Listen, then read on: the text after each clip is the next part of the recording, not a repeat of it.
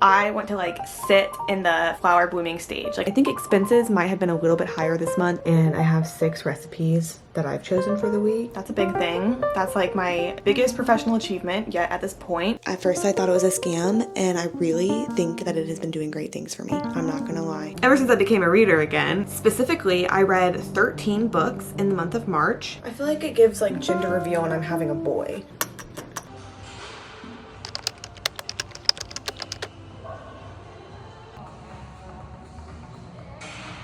Hello, welcome to a monthly reset for April. March has ended. We have a little bit of a busy weekend this weekend, and so I thought that it would be so fun just to like reset throughout the weekend instead of sitting down and doing it all at once. I'm getting ready right now for the day, and I'll kind of let you know what we're getting ready with while we talk about March. Not to harp on the past, but to acknowledge how last month affected and how it's gonna change going forward. These are the Belief Super Drops Niacinamide Golden Glow Serum. I don't use it every day, but it kind of feels like nice skin prep. March was a wild month for me, which you've probably been able to tell in recent vlogs. Just now I feel like a lot of things, maybe not changed, like my routines in a day are not different, like my life is the same, but a lot of like bigger picture things kind of changed. A lot at work. Not in any like huge way, but just in like a lot of small ways, if that makes any kind of sense, to where I feel like there wasn't a lot of just mundane days that were happening in March, which by the end of the month really took a lot out of me. This is the L'Oreal Paris Infallible Pro Glow foundation in the radiant finish. So in March there was a lot of good things. I feel like overall like I had a good time. We went to San Francisco. That was so much fun. I've been like in my grind and in my habits in ways that I'm proud of, which just makes life feel good, I feel like, overall. And it's warming up, the pollen's coming out, flowers are starting to bloom, so things have been good, but I would just like to not have any like new bombs dropped in my life in April, which obviously I'm not in control of, but that is what I would like. I think March gave me a lot of new perspective on various different things that I would like to incorporate in my life, would like to stop incorporating in my life, and a lot of those things will kind of go more into depth on through the video, but I do feel like I got a stronger sense of direction in March, which I was not counting on. I was not planning on that happening. This is the CoverGirl True Blend Skin Enhancer. It's like the contour balm, and I got Sculpted as the shade, which I believe is their lightest shade. I want to learn how to contour better for my facial features. I feel like I just kind of wing it and hope for the best, but I feel like it does fine things. Looking at the goals that I made for March, some of them happened, some of them did not happen.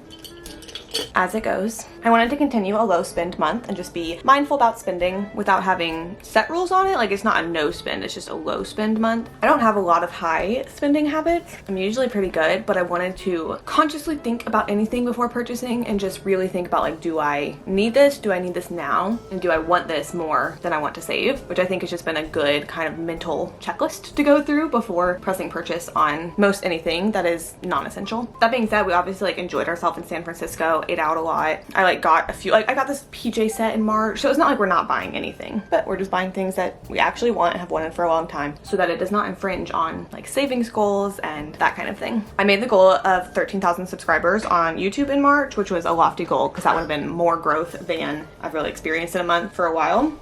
But it felt funny to do like 12.85 as a goal or something like that. So did not hit 13, but I did stay on track with like the normal amount of growth that happens in a month, which as I always say is not like a factor of worth to me, but it is just like a, okay, cool, I'm putting effort in and it's paying off a little bit. I'd had the goal, and this is a whole big discussion that we can get into. I'd had the goal of doing one planned TikTok and one planned Instagram reel per week, because in the March reset video, I was talking about the fact that I was like, I just can't commit to short form content. Like I want to, and I just like don't commit. And it kind of took me in March realizing like I don't have to, and if I'm just always not feeling good enough and don't really want to do that, then like why would I add to TikTok with something that I'm not actually like passionate about or like might not even be good. And it kind of clicked for me that like the short form content that I do make, lots of times I don't really even want people to see it because I'm like not proud of it. So I really stepped away and did not at all make an effort towards this, but like purposefully, because I think removing the pressure on myself to do things that I don't want to do and don't feel passionate about will then allow me to, whenever there is something that I want to post or want to make, like now I can, and that's a good thing, but it doesn't have to be like a bad thing to not be posting. Coupled with the fact that I really took a break off of like scrolling on short form content too, because it was not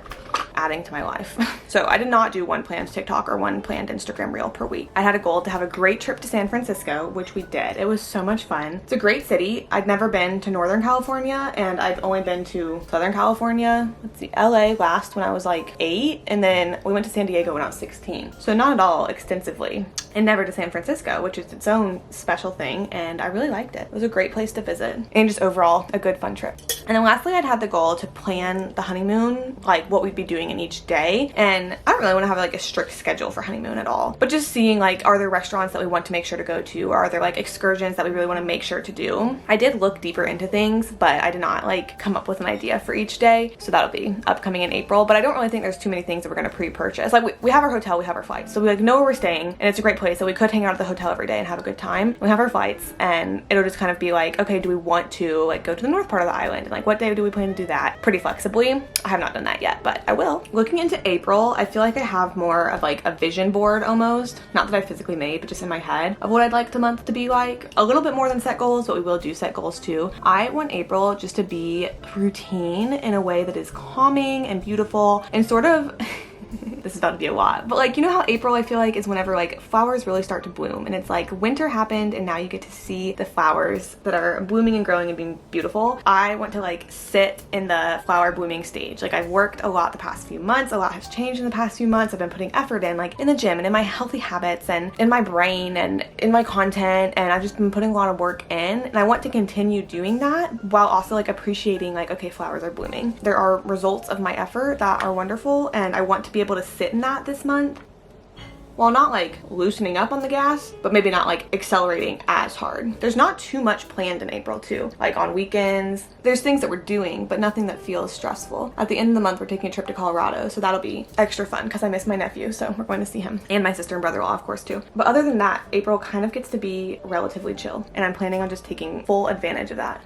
So my vision board is like being outside, flowers, it like warming up. Would love for it to be sunny. Obviously I don't have control over that. Routine in a good way, where it's like appreciating the fruits of my labor while still putting in effort to continue having fruits of my labor. And this is so cheesy, but just like blossoming. Like that's my vibe for April. Blossom and enjoy doing so. So with that, some new goals. I've been forgetting to tell you what I'm using if you're interested. This is the Airspun loose face powder. It's been around since like 1935. Actually, it says on there. It's just like classic powder, and it's what I love using. The powder bronzer, where did that go? Oh, the powder bronzer that I used is Revolution. I got it in shade 1 Cool. The highlighter is also Revolution, and I got it in shade Reloaded. And then this is just a Revlon cream eyeshadow palette, not just nudes. I used this in middle school and I use this now. And eyebrows was Maybelline Tattoo Studio.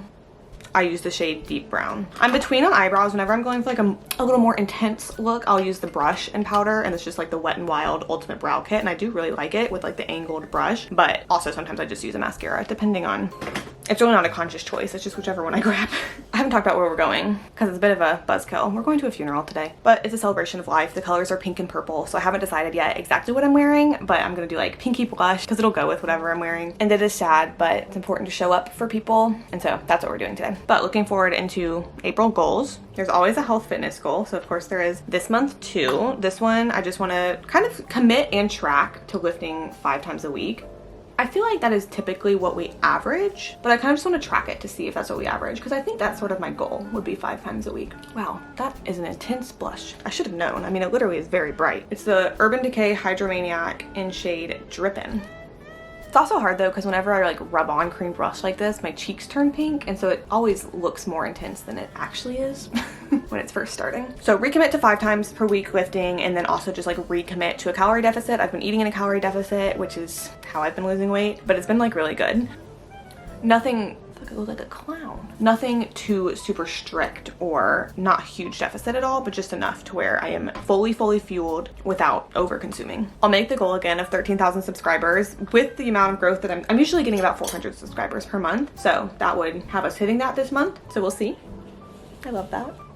I love when you guys join. And then I will cycle forward the goal of scheduling / planning honeymoon, but like in such a light way. Like it's not a true schedule and plan. It's just like vibes for the day and researching to see if there's places that we would like to go. Because if there is, then I don't want to miss them. Like I don't want to come up with great restaurants once we're back from our honeymoon and be like, ooh, I wish we had gone there. I would rather do that on the front end. So at some point this month, I'll make sure to do that because things are going to get crazy. If I don't do it now, we're all of a sudden going to be on our honeymoon. I need to request request one more day of PTO. I'm taking 8 days off for the honeymoon, which is like 8 working days, which is a lot, but I have a lot of PTO stored up. I think I have 160 hours of PTO, so I'll be using 64 of them, so I will still be so fine. But it is wild because I feel like my PTO bank I like treat like a savings account. Like I put into it and I don't take out of it.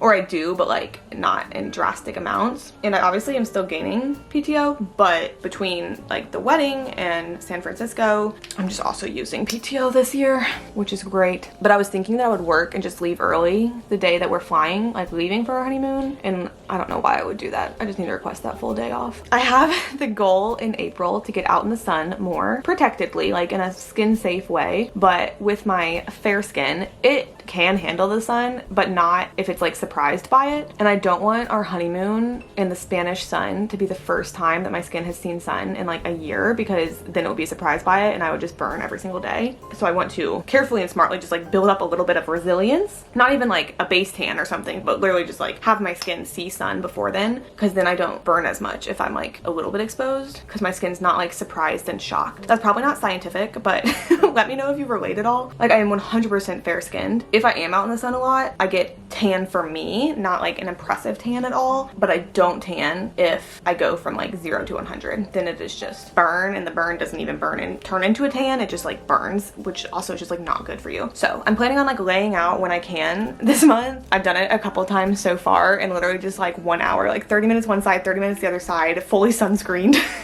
laying out in the pool, reading a book. Don't know what I want to do for a lip. Ooh, I should do my lip stain for a lip. I forget which one of these is darker. Pink looks darker, but mauve sounds darker. I'll go pink. A new goal for April that I have talked about in recent vlogs. I want to, sorry, give me a second.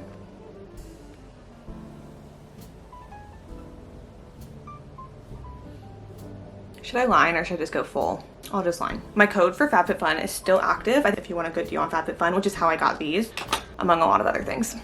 Check that out. But I want to incorporate more mindfulness into my life, just into my routine, and I think I'm gonna try that with like morning meditation this month. I don't know yet how often, if I wanna, like I can't imagine starting every single day. I mean, maybe that's like a good way to build a habit. I obviously have not decided yet, but I want to try. And if I do it for this month and it doesn't actually feel like the actual meditation part is helpful for me, then I won't. And I kind of think of meditation like a meditation and breath work and just like focusing on being present and feeling like in my body for the day. I think that would be good for me. But if I try it and it's not, then I won't continue it. But I think it's only fair if I try it. I have a goal to spring clean and declutter this month that is like very non-specific. It has no action items. So I'll have to figure out what that means and what my goals actually are. But I mean, it's April, so it's time for the spring clean. And I think that that'll be good if I can do so. There's nothing that's just like really jumping out as like, oh, I have to do this. But I'll find stuff and it'll overall be net positive. And then my last goal for the month, and then we're gonna have to pick out my outfit. My last goal for the month is to get started on my LCSW application. That's a big thing. That's like my biggest professional achievement yet at this point. I am not quite eligible yet, but I would like to send in my application like pretty much as soon as I am eligible. I'll be eligible like mid-June. If you're unfamiliar, LCSW is like a licensed clinical social worker and is the highest level of licensure for my degree in my profession. So it's a really big deal. It will take me turning in my application, getting approved by the board in order to sit for the exam, and then taking a big long exam, and assuming I pass, then I get the license, which will come with a pay raise. I don't know exactly how much, and I kind of worry that it will be an unimpressive amount, but once I have that license, then I just have it, which is incredible, and is something that I like can't believe is on the horizon. It's still like a few months away on the horizon, but in April I want to start collecting papers because it does require like all my previous supervisors signing off on a paper, and some of those I'll have to track down a little bit because, as you know, my first postgrad job I no longer am at, and then I want to start getting signatures so that it doesn't get to a point where like I'm eligible but I'm not able to send an application yet because I haven't gotten that part done. So I want to get that part done, which will require just getting started with it this month, like sending a few emails. And then I kind of think, this is looking ahead into the future, but I kind of think maybe this month actually. I was gonna say in May I would start planning on how I was gonna study, because I do think it'll be good to start studying before I'm eligible, like so that I can be ready to take the test maybe as soon as I can once I am able to. But I don't really think May is realistic to start studying because there's a lot going on in May. and the first week of June. So maybe by the end of April, I'll kind of just put together a plan of how I'll study, and then I'll choose like how many hours a week I'm gonna dedicate to that. And I'll probably start upping it as we get closer to the summer and upping it in the summer so that I can just be really well prepared. And I do plan on making videos about that too. I'm just like in disbelief that I'm like at this time of life. Whenever I was getting my BSW, my bachelor's, and I was in my field placement, my supervisor was in the process of getting her LCSW and did get her LCSW while I was her intern. And then whenever I was in my master's internship, my supervisor was in the process of getting her LCSW and then did get her LCSW while I was her intern. So it's just wild that now that's me. I don't have an intern that gets to watch me, but it's wild that now that's me. And it does just open up a lot of doors and is a big step that we're taking step 1 of in April. I'm gonna need to go to the bathroom to peel this off so I can grab my tweezers, because I don't know, I haven't been able to do it with my fingers very well. And then I'm probably gonna put on a lip oil. I don't think my lip oil is here. Glow Reviver lip oil. This is in the shade Pink Quartz. We just had a gift exchange at work that was like a Secret Santa, but it was Secret Social Worker. And one of my final gifts was this lip oil, but in a different shade. I think I'm gonna do this one today though, since I'm familiar with it, but it's kind of just like a good finish after getting the color that this lip stain provides. But I'll take it off and then we can find an outfit. So what I have been thinking before like trying a single thing on is this shirt with just like white jeans. The only thing that might affect that is the fit of the shirt is kind of weird sometimes, and I haven't tried it on in a very long time. So there's the chance that I will try it on and it won't look good, but we'll try that. If that doesn't work, there's not really other pink shirts that I feel like will be appropriate. Like this feels very vacation to me. This obviously also feels very vacation to me, but it is very pink and purple. So I mean, I could, we'll see. This is like very cropped, so no. This is very businessy, so no. And that's all my pink. I'm a child who organizes their closet rainbow still. That's athletic, athletic, big bulky sweater. That's not the vibe. Athletic, comfortable, athletic, athletic. So let's hope that pink shirt works. If not, I do have this dress. I would love to not wear a dress if I don't have to, but I do have this dress that 100% could be an option. And this dress also could be an option. I wish you could tell me what you think in real time, but I think this will work. The fit does feel a little weird, just like with the flowiness, but I think it's okay. And I'll add on, I have to make sure the Z is going the right direction. It takes so much brain power to do that because I have to look in the mirror and then I'm like, okay, the Z looks right. And then I'm like, wait, if it looks right in the mirror, then that means it's actually wrong in real life. But I think this actually turned out better than I thought it would. I literally am just wearing a Halara like workout tank under here. That's what the little white is, but I think it works out. And then I'll just shoes. I might just wear like white tennis shoes. That kind of seems, I'm thinking. I don't know what shoes I'm gonna wear, but I have Zach in purple, so we both take up each bit. But we're gonna go to this funeral and then go to Zach's work, and I'll just like work on editing a YouTube video down in the lobby while he's at work because I need to do that anyways. And then we're gonna make a run to Target, and then we'll come back and we'll continue our reset.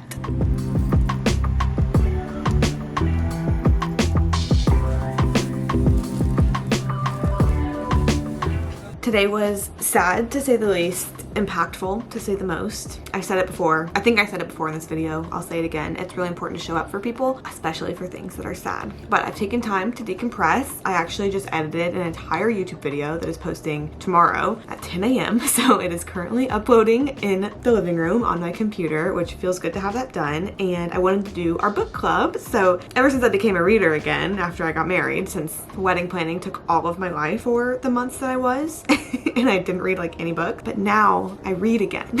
Specifically, I read 13 books in the month of March, 2,777 pages. A lot was audiobook this month, which I really enjoyed. Average time to finish was 10 days. I feel like there were outliers to that. Like, I don't know if I actually took 10 days to finish any book. I feel like I either took 1 to 2 days to finish books or finished books that I started like 2 months ago. So averaging it together, 10 days. The majority of my moods were actually lighthearted, adventurous, and emotional, with then reflective and mysterious coming up next, which is a little bit different. Usually emotional is my top, but I read quite a few middle grade books, which a lot of those just are themed as lighthearted. And then the adventurous came from the Magic Treehouse books that I listened to. 54% medium paced, 46% fast paced, 54% under 300 pages because a lot of them were middle grade, 46% 300 to 499. About 3/4 were fiction and about 1/4 was nonfiction. And then my genres, children's and fantasy coming up top because of the Magic Treehouse books, because those are so like those are 40 to 60 pages each, and I was listening to them this month. I listened to 1 through 5. I was just kind of curious because I used to listen to them. I used to have the cassette tapes that I would listen to when I was a kid, like when I was going to sleep at night, and I just haven't revisited them, so I wanted to revisit them. The Egyptian one with the mummies and the pyramids, I remember being so terrifying. I also think it had some like sound effects in the cassette tape that I would listen to that it didn't have in the one that I just listened to. It was not as terrifying as I remember it being. But that's why I listened to those, but we'll get more into that later. Children's and fantasy, then mystery, then thriller, and then everything else is like, I have a very vast variety this month. 69% was audio, 15% print, 15% digital. So that really means 1 digital, 1 print that I finished. No wait, 2 digital, 2 print that I finished, and then the rest were audio. I think that's the right one. My average rating was 3.94. I did not rate everything this month though, because of the middle grade ones. So to actually talk about the books, I'll be pretty brief with it because a lot of them I already touched on in vlogs, but I'll go from lowest rated to highest rated, least liked to most liked, with the exception of the Magic Tree House books, which I just didn't rate because how do you really effectively rate a Magic Tree House book? But I listened to 1 through 5. I kind of had thought that maybe I would listen to more than that, but by the time I got to 5, I was like, okay, I think the itch has been scratched. So in case you don't remember, that's Dinosaurs Before Dark, The Night at Dawn, Mummies in the Morning, Pirates Past Noon, and Night of the Ninjas. I feel like the other ones that I remember, maybe the only other one that just like jumps out at me as I remember from when I was a kid is the Saber-Toothed Tiger one. I remember that one pretty vividly. I'm sure others would come back if I kept listening to them, but I'm not.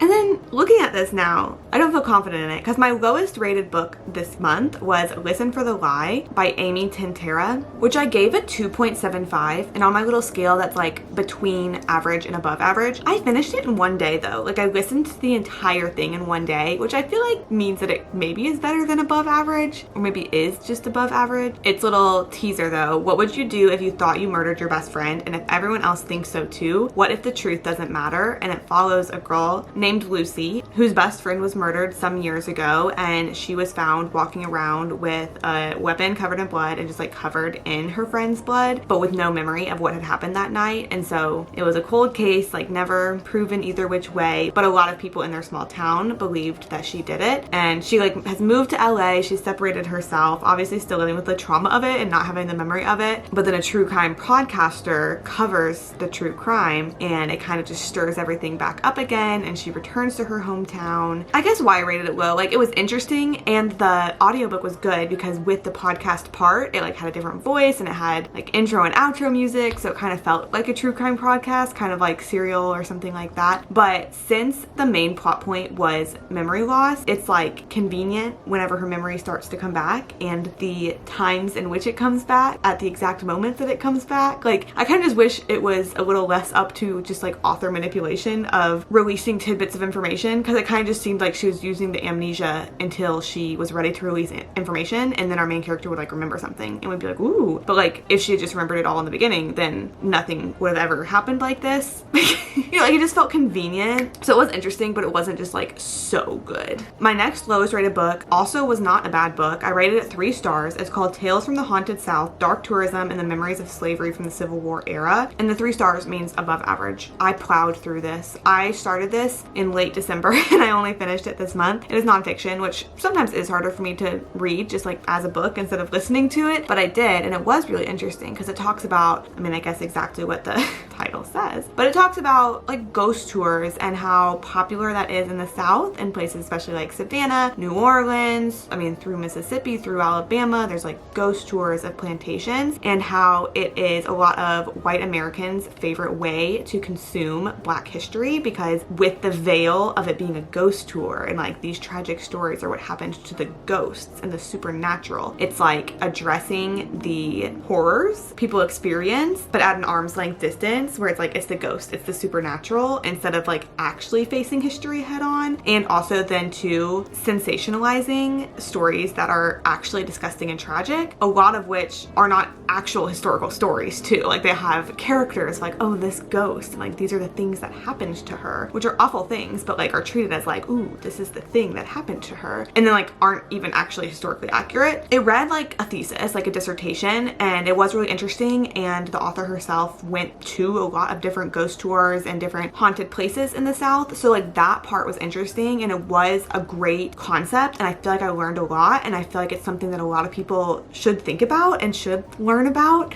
But it was, I don't want to say long-winded because like it was important to hear all of her different experiences, but reading it, like I really had to power through because it was long-winded. My Goodreads review that I wrote after reading it: main takeaway, ghost tourism is a way for white people to consume Black history at an arm's length where it is acceptable and encouraged to exoticize, romanticize, and decontextualize. These tours are prime examples of borrowing Black history and cultural expression while also undermining it. I pushed through the slow essay-like pace of this book because I was learning a lot. However, I do think it could have benefited from some reorganization or even parsing. Incredibly beneficial though, especially for people in the South. Moving up the list is Fractured by Karen Slaughter. This is a reread for me, or really a re-listen for me. I read it physically the first time and I listened to it this time. I'm watching Will Trent, the TV series, as it's coming out, which has just made me kind of want to dive back into Will Trent books. This is the second one in the Will Trent series by Karen Slaughter, all of which take place in mostly Atlanta, but at least Georgia. But this one, it's just really interesting. It's twisty. You don't see things coming. You get invested in the characters, but you also get invested in the investigation and watching the investigation play out. And even when you know what's going on, like there's still suspense in the action steps that are getting taken to like fully close the case. I don't want to give any details, but this one is a really interesting one. You don't have to read the first book in order to read this one. It gives like context for the characters as you just follow the same characters throughout the series, but Fractured is a very interesting mystery. I listened to the Mixed Up Files of Mrs. Basil E. Frankweiler. Is that what it's called? Mrs. Basil E. Frankweiler. Yes. I remembered this book existing, but I did not remember at all what it was about. Like for real, I 100% have read it before as a child, never as an adult, and I listened to it and I finished it just like while cooking dinner one night. It's a classic for a reason. The stakes are low. It's pretty funny. I enjoyed the experience. And now we're just getting into all the books that I just like really loved. This one was a 4.25. Here we go again. Two ex-best friends, Logan and Rosemary, are forced back together despite really disliking each other nowadays by one of their old teachers who was very impactful in both their lives, and both of them have like stayed close to, as he has battled cancer and now his prognosis is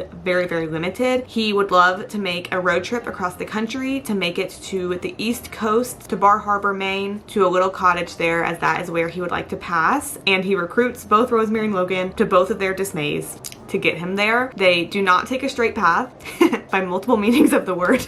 I'm cracking myself up. They take a lot of detours. They do not go directly to Maine. They have experiences along the way. They meet people along the way, and it ends up just being a beautiful book about relationships, a beautiful book about dying, while also being a queer rom-com. I really liked it. I also rated 4.25 stars. I listened to What Happened to You: Conversations on Trauma, Resilience, and Healing by Bruce D. Perry and Oprah Winfrey. I listened to this one, which has both Oprah and Bruce reading and almost like having a conversation with each other, as Oprah like asks him questions as an expert and he's able to answer. But it is a good book for anyone. Also, whenever people are asking me for like social work recommended books, this is a good social work recommended book. It covers multi-facets of how what happens to you in life affects your brain and your development and the patterns you seek through the rest of your life. And it covers like a wide array of topics relating to that I really thought was put together really well, and in a way that I think it is accessible for pretty much anyone who reads or listens to it, and people can learn. And I don't know why I haven't read this before. It seems like something I would have read by now, but I'm glad that I have read it now, and I do recommend it. Coming in at a 4.75 is Witchcraft for Wayward Girls by Grady Hendrix. This book is about a home in the early 1970s, I believe 1971, where teenage girls are sent if they are pregnant, so that they can basically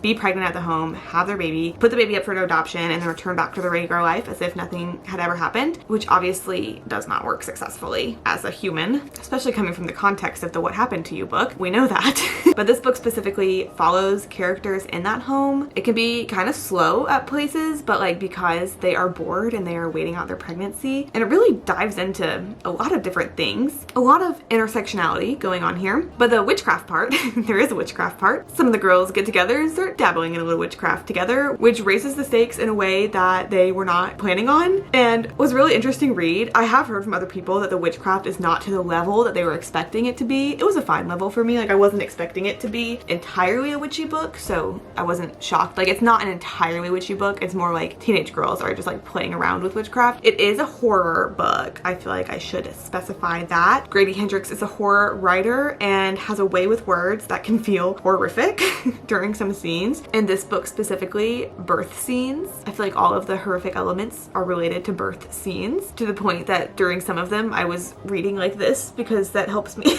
That made it feel like it would be better if my eyes could only see a little bit. But I really enjoyed it. It was a page turner. I didn't want to put it down. And like, despite being kind of slower paced, it was a page turner. Like, I just didn't want to leave the world once I was in it, in the world. So I do recommend that one if you're interested in it, with the trigger warning of the birthing scenes, but like, they're also fine. Like, you'll be fine. And then lastly, my 5-star for the month is a book that I have touched in depth on in a vlog because the author of it came to speak at my place of work. So I actually got to meet him and have lunch with him, which was very interesting. But the book is called More Than We Expected: 5 Years with a Remarkable Child. The little AI blurb that Storygraph gives, I think, is quite accurate. It says, this book is ideal for readers who seek deeply emotional, true life stories about resilience and the unexpected ways families navigate medical challenges and discover hope amidst adversity. If you don't know, I work in cardiac units in a pediatric hospital, so I work with a lot of families who have children with congenital heart disease, and so I get to see aspects of that and get to know families who are experiencing all of the things that come with having a child with congenital heart disease. But this book helped me learn a lot, and I think would be very impactful for people even if they have no connection to congenital heart disease, or even if they don't know anybody who is affected by it. But 1 in 100 babies are, so chances are you might probably know at least someone who either has congenital heart disease or has a kid who has congenital heart disease or knows someone who does. And whether or not you're interested in CHD and families' experiences with it, this book is still very impactful and just interesting. Like, it really is just a memoir. Like, it's their story and it's an interesting story. I really enjoyed it. I really enjoyed getting to meet the author and talk to him too, and this was a 5-star read for me. Now, I do need to go film a reel that I previously committed to for PB2, so I have to bake. I have to bake blondies. What a treacherous task there. No, it really is like the filming part that kind of scares me, because I like baking, but I like just baking. Sometimes it's harder to be like, oh, let me bake and also get like good footage of it, but I am going to try, and I'm going to try to make it so good that everyone that sees the blondies and are like, I have to make these too, and I have to buy PB2 protein vanilla almond powder to make the blondies too. That is the goal of this reel.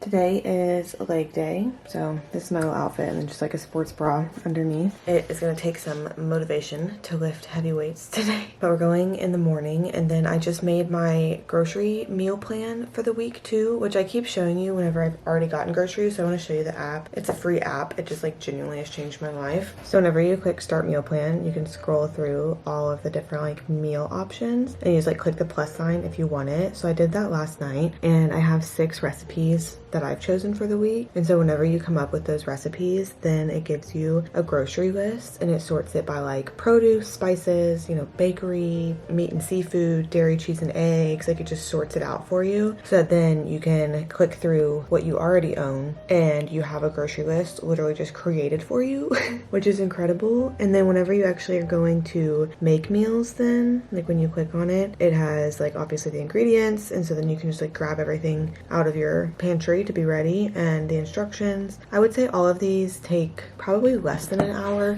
I feel like they take me longer than they say they're gonna take, like on the recipe, and that's just like a me thing, but it truly has been life-changing with like making dinners for me. This app has been. I have not found anything else that is just as convenient as that. So really quick before we go to the gym, I'm gonna go through and see like what spices we already have and things like that. We don't have too much leftover like produce to use, but the spices and like maybe some pasta we might already have, and so I'll click those things off, so when we go grocery shopping later today. We have an accurate grocery list just like already made for us, and I didn't have to do anything. And what's nice about using the app for different dinner recipes too is that it obviously is like all different recipes, but it uses around the same group of ingredients. Like you don't have to get like so many just different random things. It's like if you're getting rice vinegar, that's because like quite a few of their recipes require rice vinegar. It's not just like you're buying a whole thing just to use in like one recipe and then never to use again. Like their ingredient group I feel like is pretty concise as well while making like a variety of dinners. So that has been game changing for me. Once we get back from working out, I am getting ready for, well, I will be getting ready. I have a bridal shower that I'm attending today, which I'm very excited for. It is a gloomy day outside, which I feel like affects the vibes, but I don't yet know what I'm wearing. I have a couple ideas in my head and it'll kind of depend on how they look once they're on, but I am excited for the bridal shower. It's kind of the main event of the day, and we will continue our monthly reset as I'm getting ready, and then when I get back, and we'll go grocery shopping later today too. And I really want to sit and read, especially with it being like gloomy out, so that'll kind of be my like I feel like at the end of the day we'll be getting back into my book.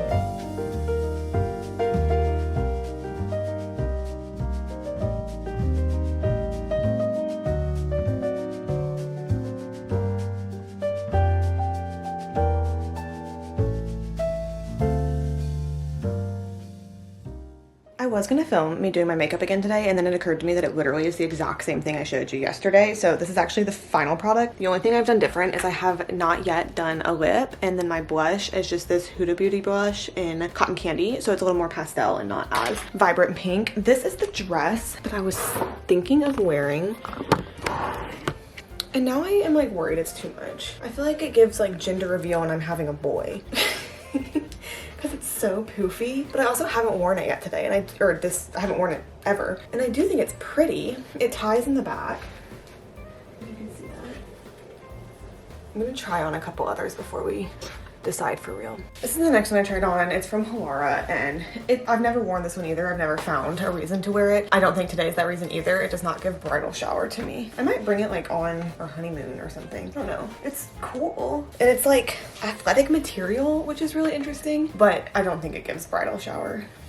Okay, this is our final option. I feel like I do really like this one's color. I haven't worn it since my sister's graduation, like a few years ago, maybe 2 years ago. It's from Amazon, so like it's a cheap material, and it's the kind of material that I feel like if you start sweating at all, it just like smells like body odor, if you know what I mean. I don't know what material that is, but it's this one. I do think it's better than the blue one though, but I need to find a reason to wear that blue one because I do like it and I've never worn it, but I think, I don't know. I feel like I like the blue one better, but I feel like this one is better fit for the occasion. Do we agree? I think I'm going this one. Our table is green. Oh, I bet. I opted just for clear lip balm instead of color.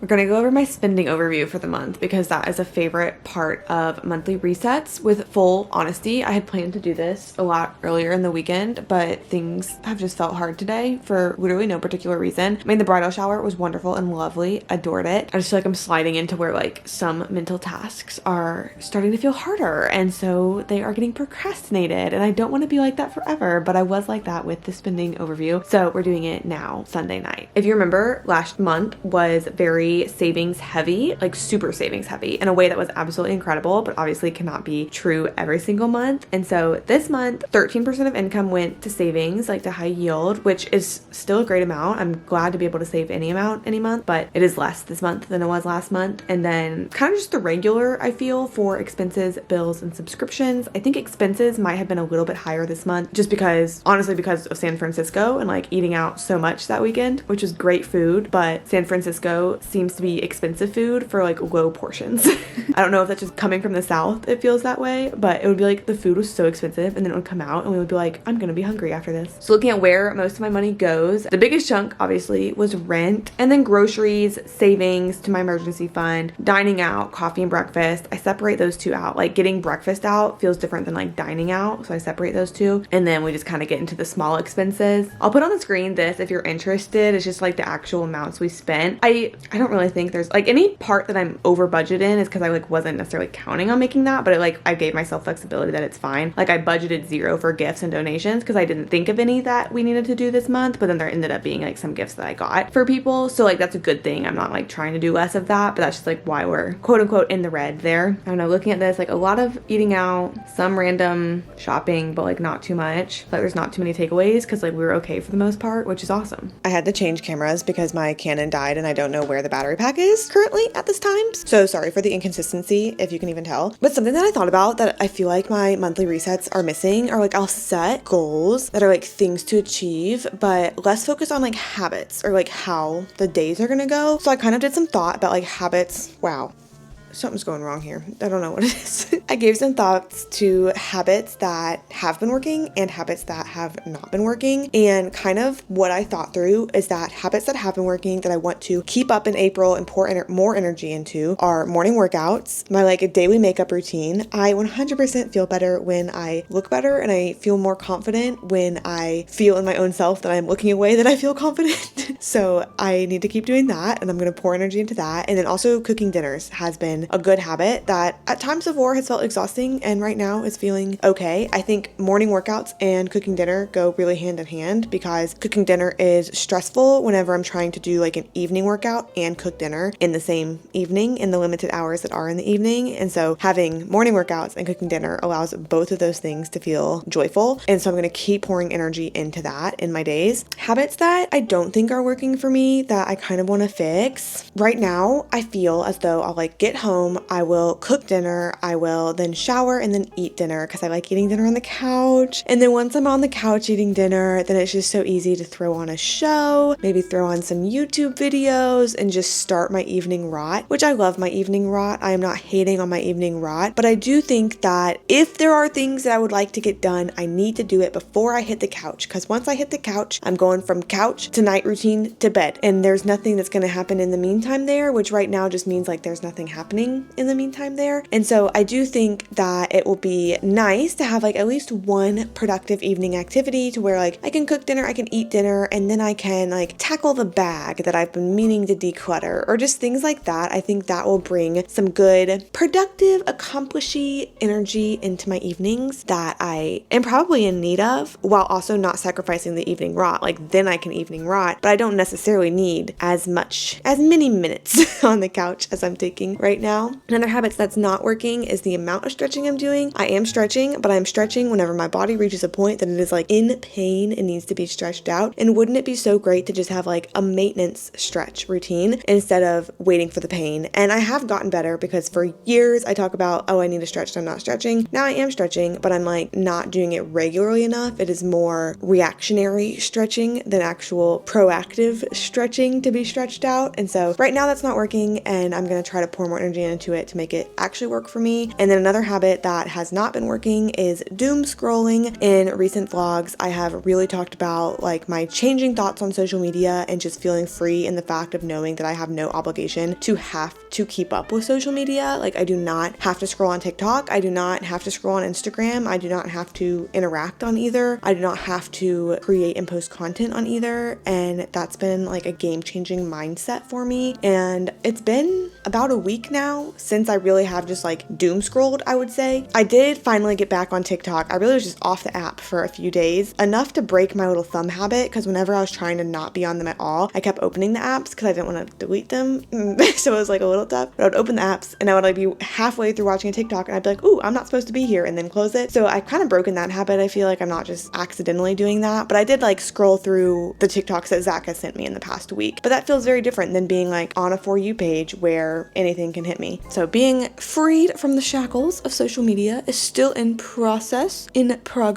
It is a process, but doom scrolling was not working for me, and so we're changing it. Welcome to my night routine.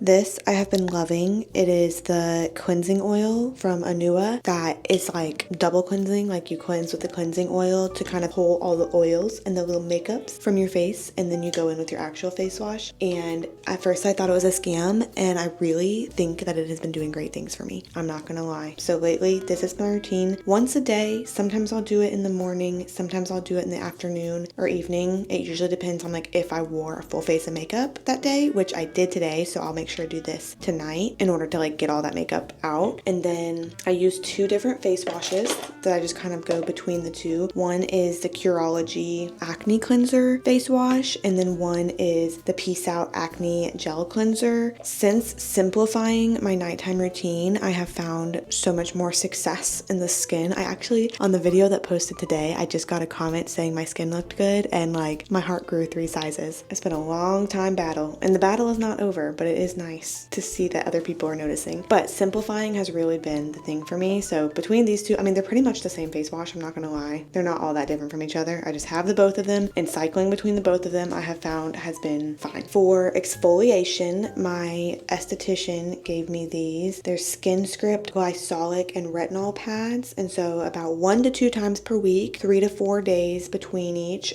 it's just like a little pad in here, and I'll exfoliate with that instead of using like the exfoliating serums that I used to. And then I haven't really been doing any like serums or treatments because I really just wanted to kind of like Whole30 my face, where you cut everything out and then slowly add things back in so you can find out what actually was the issue. And right now I don't really want to add things back in if I'm doing fine. So I really just face wash, exfoliate. This is the moisturizer I've been using. There's better moisturizer, like, I don't know, like cleaner moisturizer in the world, but my skin's been doing fine with this one. It's the Neutrogena Hydro Boost Gel Cream. It really was that I was using this one and my skin was doing good, and I just didn't want to switch up anything, and so I kept using it. I don't know if I'll like really use it forever, but for now it is fine. And then occasionally, not all of the time, I will use it's really not all the time just because I don't always remember, but it doesn't affect me poorly. It actually does great things. But I'll use my Belief Moisturizing Eye Balm, and that just feels so good on the under eyes, really hydrates me up. And then I think tonight is not an exfoliating night. It's just a regular old wash, moisturize. But I have some face masks that I might as well use. Got these I Do Care face masks. This one is like a joint eye mask and face sheet mask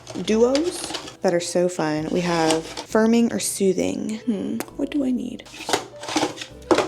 I'll firm tonight. I will. And I'll brush my teeth too. That is obviously an important part of the night routine as well.